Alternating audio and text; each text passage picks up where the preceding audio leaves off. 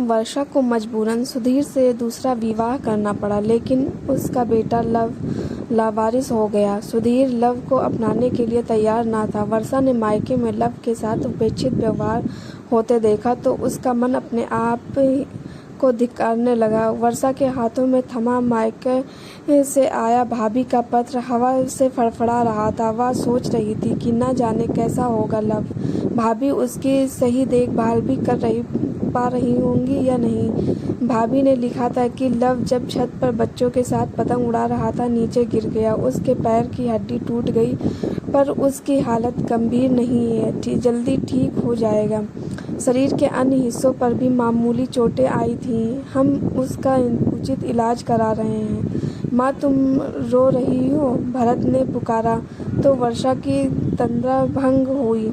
उसकी आंखों से आंसू बह रहे थे। उसने झटपट आंखें पोंछी और भरत को गोद में बैठाकर मुस्कुराने का यत्न कर पूछने लगी, ये स्कूल से कब आया भरत?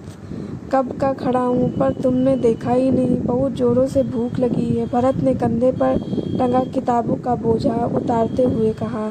अभी खाना परोसती हूँ, कहती हुई वर्षा रसोई घर में गई। फौरन दाल चावल गरम कर लाई और भरत को खाना परोस दिया। माँ तुम भी खाओ ना, भरत ने आग्रह किया।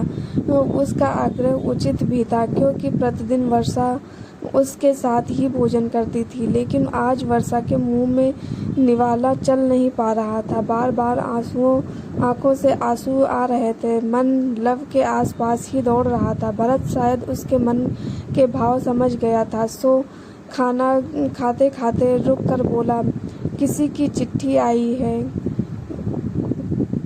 किसी की नहीं, देखो मैं खा रही हूँ, वर्षा बोली। वह घर में बखेड़ा खड़ा करना नहीं चाहती थी, सो होठों पर नकली मुस्कान लाकर बेमन से खाने लगी। भरत संतुष्ट होकर चुप हो गया। फिर वह खाना खाकर अपने कमरे में बिस्तर पर लेट गया। वर्षा उसके सिरहाने बैठे कर थोड़ी देर उसका सिर सहलाती रही। फिर जब भरत ऊँघने लगा तो वह अपने कमरे में आकर बिस्तर पर पड़ गई, पर मन में फिर से मायके की दहलीज पर जा पहुंचा। कैसा होगा लव? इस दुर्घटना के क्षणों में उसने माँ को अवश्य याद किया होगा। वह उसे याद करके रोया भी बहुत होगा। इतने छोटे बच्चे माँ से दूर रह भी कैसे सकते हैं?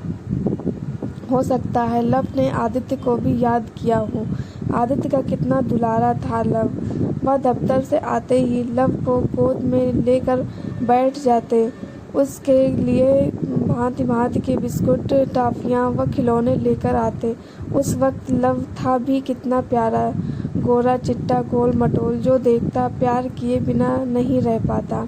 जब लव 1.5 वर्ष का हुआ तो उसने नन्हे नन्हे बच्चों की फैंसी ड्रेस प्रतियोगिता में प्रथम पुरस्कार जीता था। नन्हा सा दूल्हा बनकर कितना जच रहा था लव। यही सब सोचकर वर्षा की आंखों से फिर आंसू बहने लगे। रक्त कैंसर से आदित्य की मृत्यु हुई होती तो उसका भरा पूरा परिवार क्यों बिखरता? आदित्य जीवित होता तो उसका प्यारा लव इस तरह क्यों भटकता? आदित्य को खोकर वर्षा 3 वर्ष के लव को सीने से चिपकाए मायके लौटी तो वहाँ उन दोनों माँ बेटों को दिन बिताने कठिन हो गए। आदित्य के जीवित रहते जो भैया भाभी उसे बार बार मायके आने को पत्र लिखते, वे भी एकाएक बेगाने बन गए। उन्हें उन दोनों का खर्च संभालना भारी लगा था। तब दुखी होकर पिता ने उसके पुनर्विवाह की कोशिश से शुरू कर दी और एक अखबार में वैवाहिक विज्ञापन पढ़कर सुधीर के घर वालों ने से पत्र व्यवहार शुरू किया तो सुधीर से उसका रिश्ता पक्का हो गया। पर सुधीर व उसके घर वालों की एक ही शर्त थी कि वे बच्चे को स्वीकार नहीं करेंगे। उन्हें से बिना बच्चे की विधवा ही स्वीकार्य थी। जबकि सुधीर भी एक बेटे का बाप था, विधुर था और अपने बेटे की खातिर ही पुनर्विवाह कर रहा था, पर वह उसके बेटे का दर्द नहीं समझ पाया और उसे अस्वीकार कर दिया।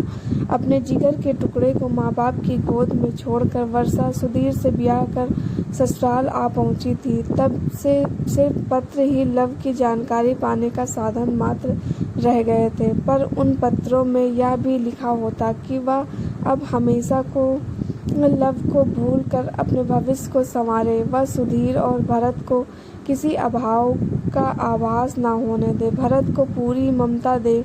मेरठ से आए हुए उसे पूरा वर्ष बीत गया था।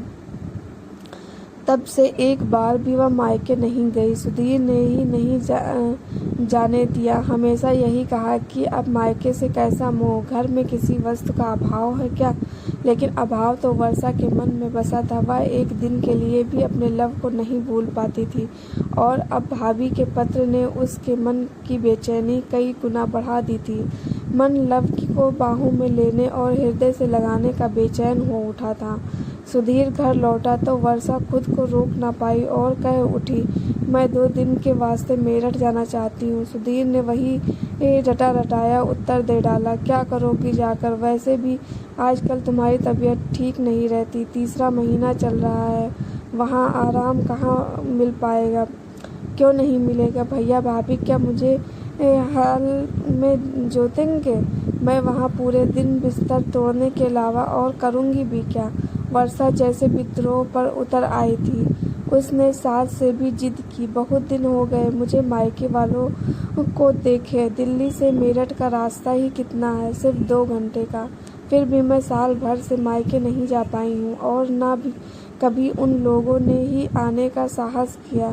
फिर आना जाना दोनों तरफ से होता है, एक तरफ से नहीं। इस पर सास ने जाने की इजाज़त या कहते हुए दे दी कि इसका मायका आना जाना भी ज़रूरी है। वर्षा अटैची में कपड़े रखने लगी तो भरत भी जिद कर उठा, मैं भी तुम्हारे साथ जाऊंगा। माँ, तुम्हारे बिना कैसे मन लगेगा। साल भर में ही भरत उससे काफ़ी हिल मिल चुका था और उसे ही अपनी सगी माँ समझने लगा था। भरत को रोते बिसुरते देख सास ने उसे भी साथ ले जाने को कह दिया। क्या वह यह भी कुछ दिन को घूम आएगा। बेचारे को असली ननिहाल तो कभी मिला ही नहीं, सौतेला ही सही। वर्षा ने भरत के कपड़े भी रख लिए। भरत के कपड़ों की अटैची अलग से तैयार हो गई। भले ही 2 दिनों को जाना हो, भरत को कई जोड़ी कपड़ों की आवश्यकता पड़ती थी। वह बार बार कपड़े मैले कर लेता था। दोनों कार में बैठकर मेरठ चल पड़े। रास्ते भर भरत उसकी गोद में बैठकर भांति भांति के प्रश्न पूछता रहा। वर्षा मायके पहुँच देर तक माँ भाभी के गले से लिपटी रोती रही। भाभी बार बार पूछती रही, ठीक तो हो दीदी, सुधीर ने आदित्य का गम भुला दिया या नहीं। सुधीर का व्यवहार तो ठीक है ना। वर्षा के मन में अपने लव का गम समाया हुआ था। वह क्या उत्तर देती, जैसे तैसे चाय के घूंट गले से नीचे उतारती रही। फिर भाभी खुद ही उसे लव के कमरे में ले गई। नीचे जगह कम होने के कारण लव छत पर बने कमरे में रहता था। मंजू की ढीली चारपाई पर सिकुड़ी हुई मैली दरी पर अपाहिज बना पड़ा था लव। पहली नज़र में वर्षा उसे पहचान नहीं पाई, फिर लिपट कर रोने लगी। यह क्या दशा हो गई है लव की। दोस्तों, आपको ये कहानी कैसी लगी कमेंट करके ज़रूर बताना। हमारे चैनल पर नए हो तो चैनल को सब्सक्राइब करना। धन्यवाद।